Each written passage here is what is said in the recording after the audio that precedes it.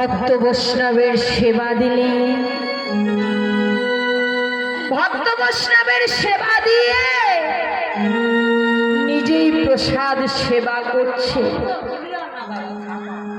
কিন্তু বৈষ্ণবের সেবা দিতে কত সময় লাগলো বাবা? রন্ধন করেছে কি? মাতাজি। সেবা পেল কে? বৈষ্ণব। কিন্তু মায়ের রন্ধন করতে কতটি সময় লাগলো? সকাল থেকে মধ্যাহ্ন 12টা পর্যন্ত। তাহলে পদকর্তা বললেন, হেজি রাধে, প্রসাদ সেবা করতে কত সময় লাগলো? অন্ন সেবা পেতে কত সময় লাগলো? 10 মিনিট এবং 20 মিনিট। তারপরে তো আর সময় লাগে না। লাগে বাবা? তারপরে আর সময় লাগে না। আমাদের খেতে কত সময় লাগে, কিন্তু মা যখন রন্ধন করে, রন্ধন রান্না করতে কতটি সময় লাগে। তাই শ্রীমদ্ ভাগবত বললে, এমন ভাবে যদি কোনো মা কি বাবা সকাল সকাল রন্ধনশালায় যদি যায়, তবেই তো সে ভক্ত বৈষ্ণবের চরণ পায়। হৃদয় সকাল সকাল, কোন সকাল? জগৎ দুটি, একটি বহির্জগৎ, একটি অন্তর্জগৎ। বহির্জগতের সকাল আমাদের জীবনে বহুবার এসেছে, আরো আসবে। কিন্তু অন্তর্জগতের সকাল প্রতি জীবের মধ্যে একবার এসেছে।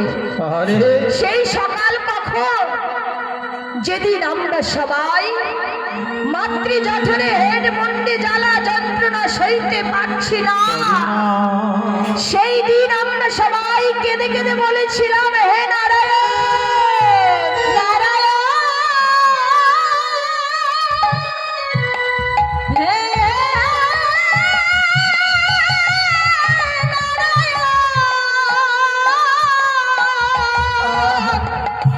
তুমি আগে বাড়ি আমায় কৃপা করো,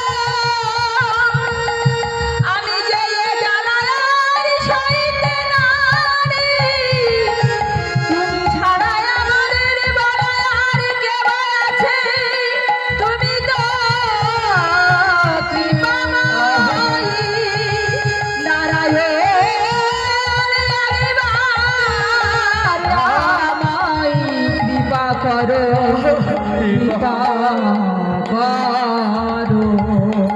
আর সহিতে পারি না,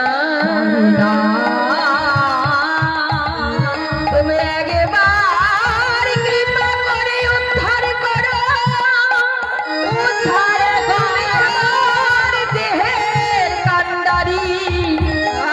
তুমি দিনের বন্ধু, বিপদের বন্ধু, বিপদের একবার কৃপা করে উদ্ধার করে দাও, উদ্ধার করে দাও। মাতৃজঠর হতে বিদায় নিয়ে ধরাধামে জন্মগ্রহণ করেছিলাম, সেদিন আমাদের সকলের এই দেহে জীবন সূর্যের উদয় হলো।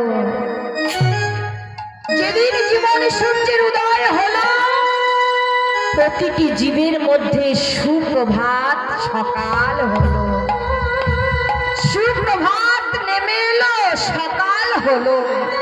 তাই বৈষ্ণব কবি বললেন, হেজি সকাল সকাল যদি কেহ রন্ধন করতে পারে, ভজন কুঠিরে প্রবেশ করতে পারে, সকাল সকাল যদি কোনো মাতাজি বাবাজি, কোনো ভাই বোন সবাই যদি সকাল সকাল রন্ধনশালায় গিয়ে এমন ভাবে যদি রন্ধন করে বৈষ্ণবের সেবা দিতে পারি, তাহলে সে অনায়াসে গৌর চরণ দর্শন করতে পারে। হরি বল হরি বল।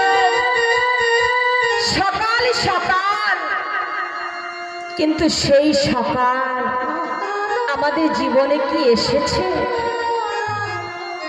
আপনারা সবাই বলুন তো, সেই সকাল আমাদের জীবনে কি এসেছে?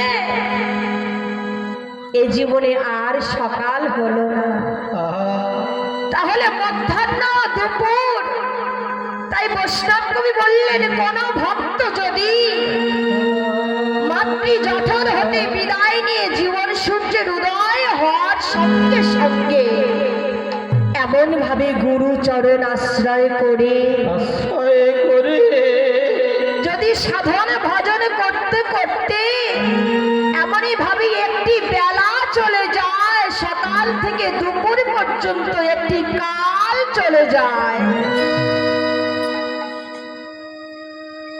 শিশুকাল, যুবতীকাল, বৃদ্ধকাল। শিশুকালে হরি ভজে পাইবার আসে, যুবতীকালে হরি ভজে আসে বা না আসে, আর বৃদ্ধকালে হরি ভজে জমের তরাসে।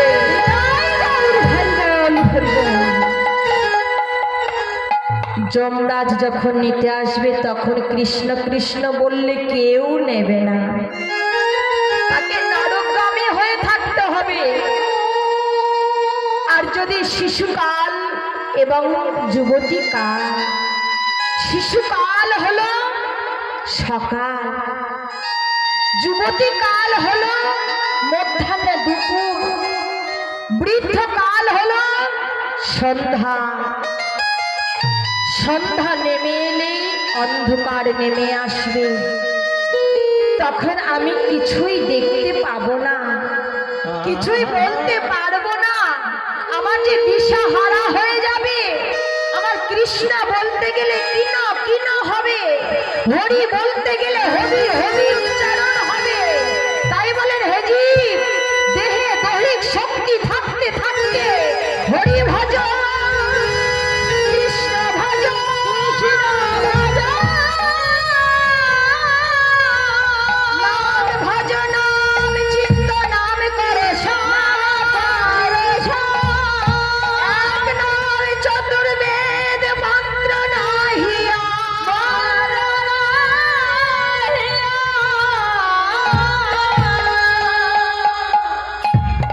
সময় গেলে আর আসবে না। তাই মধ্যাহ্নকালে অন্ন সেবা আমাদের সবাইকে পেতে হবে। তাই বৈষ্ণব কই বললেন, হে জীব, সময় গেলে সাধন হবে না।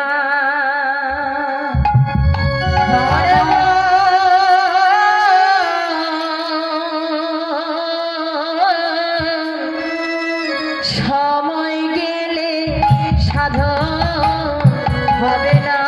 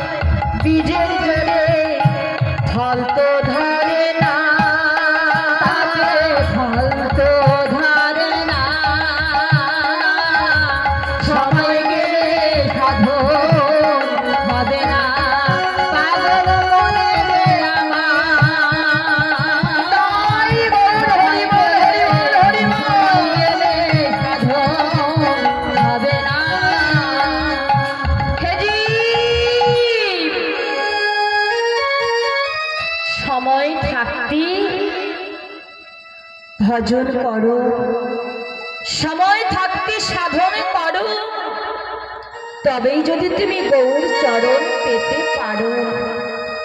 না হলে অসময়ে এলে অসময়ে কিছুই হবে না। তাই আজ আমরা সবাই গৌর চরণের দাস দাসী হয়ে মধ্যাহ্নকালে আমরা সবাই গৌর চরণ সেবা দেব, চরণ সেবা দেব। আর অতি সাধের মানব জন্ম পেলাম, মানব জন্ম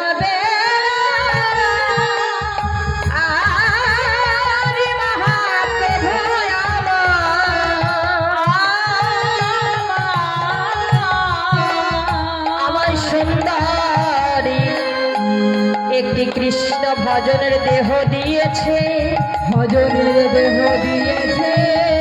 এই সাধন ভজনের দেহ পেয়ে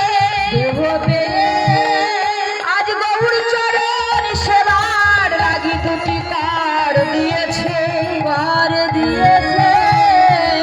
গৌর চরণ স্মরণ করার লাগি আমার চরণ দর্শনের লাগি দুটি নয়ন দিয়েছে। গৌর চরণ সেবার লাগি আমায় একটি বদন দিল, গৌর চরণ দর্শনের লাগি আমায় দুটি নয়ন দিল। আমার গৌর চরণের নাম বলার লাগি আমায় দুটি কর্ণ দিল। গৌর চরণ সেবার লাগি আমায় ভজনের দেহ দিল, আমার তীর্থ দর্শন করার লাগি সুন্দর দুটি পদ দিল। এই সুন্দর দেহ পেয়ে আমার গৌর চরণ সেবার যোগ্য দেহ পেয়ে জন্মে আমার হলো না, আজ আমি গৌর সেবা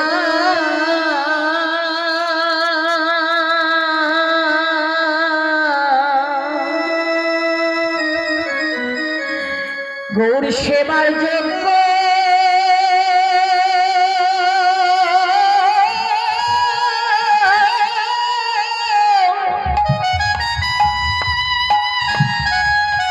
গৌর সেবার যোগ্য নই হে।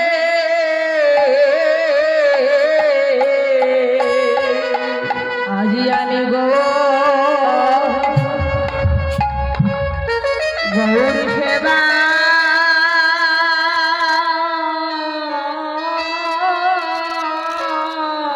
রাধে গৌর সেবার যোগ্য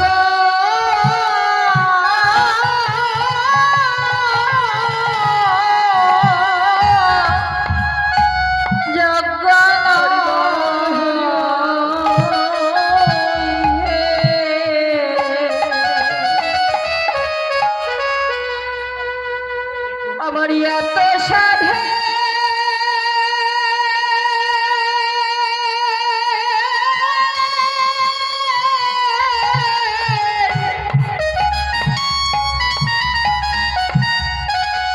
আমার এমন সাধে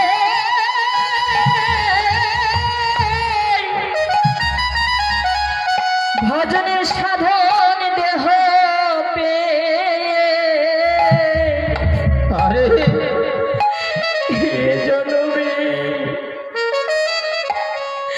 এ জন্মে গৌর সেবার যোগ্য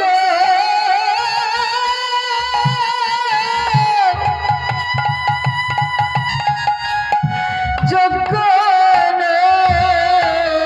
নই হে। আমার এত সাধন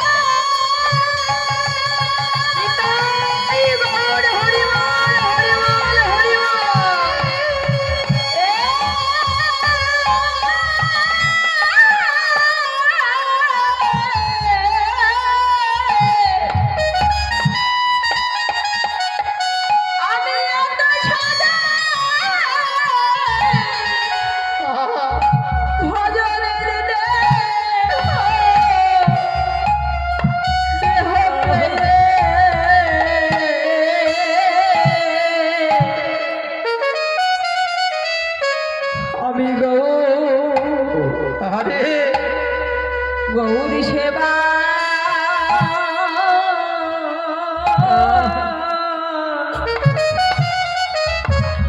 গৌরী সেবা